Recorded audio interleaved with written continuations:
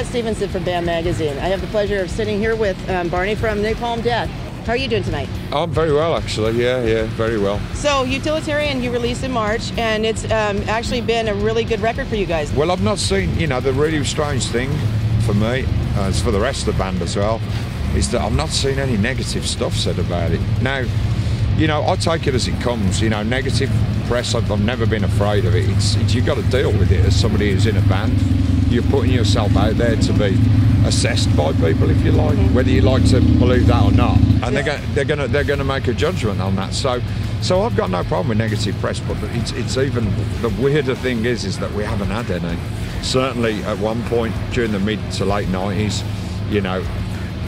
like the negative stuff was like it was the other way around. Actually, it was pretty rough, for a few years, but now it's turned on its head. And you're actually one of the fortunate bands that actually, because the 90s were really rough on metal bands. I mean, the grunge came in and it didn't impact on us, sorry to interrupt, but it didn't impact on us because, as we said before the interview, Napalm was never a straight up metal band, so we didn't have anything to fear. Actually, the more underground elements of grunge, if you want to call it that, we kind of had we ran in parallel with those, really. Right. So you're because we were an underground band, kind of imageless, and bands like Tad.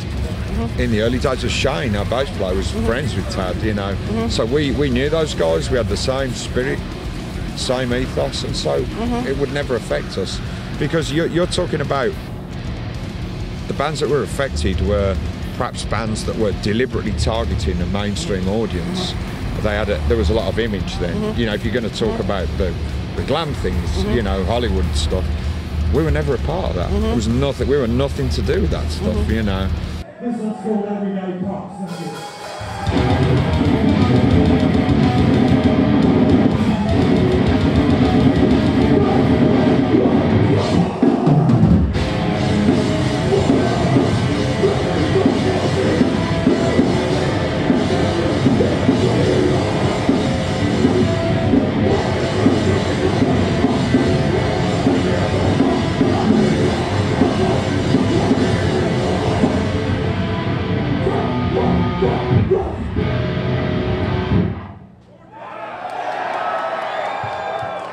See, one thing I've always been suspicious of is the marketing of music, the targeted marketing of music, because it becomes more about that than what the essence of the creative side is. So therefore, I'm not interested in doing that, and that's one of the reasons I believe why we've been around so long. We know what we like to do. We're a fast, chaotic band. Yeah, we have other elements to the sound, the ambient of the sound, but that's what we essentially are. So that's what we're going to do. So we don't have to target ourselves to anybody. We're not going to change it or shift it just to suit a demographic or whatever.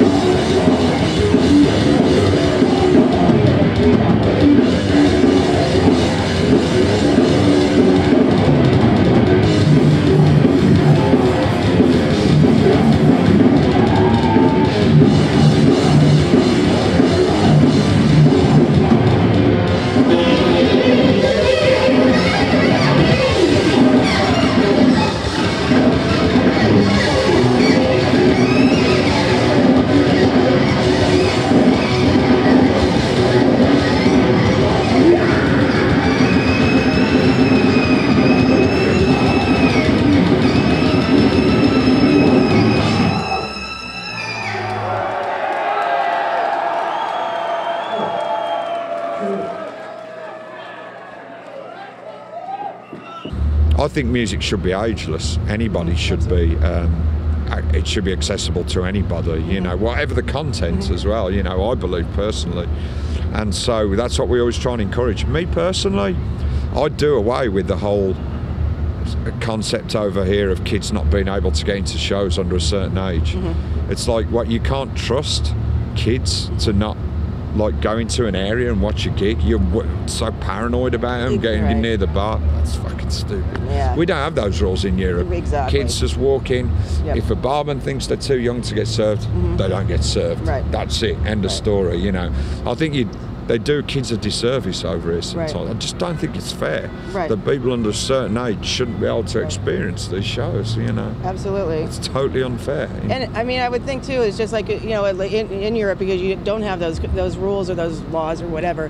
I mean, it seems to me like that the kids that are actually treated like more like adults when they're young, they learn a lot more and they grow up a lot faster. They behave a lot better. Do you notice that more in Europe? Well, yeah, it's just you give it. I believe in, you know, the youth get a bad deal even in the Europe as well. To be honest, we get a lot of the things in England. The big thing in England is with a lot of the right-wing newspapers tend to talk about feral kids and stuff like that and all this stuff, and it's just a lot of it's just nonsense, to be honest. And if you start to not treat people with dignity when they've done nothing wrong, they will turn on you. You know.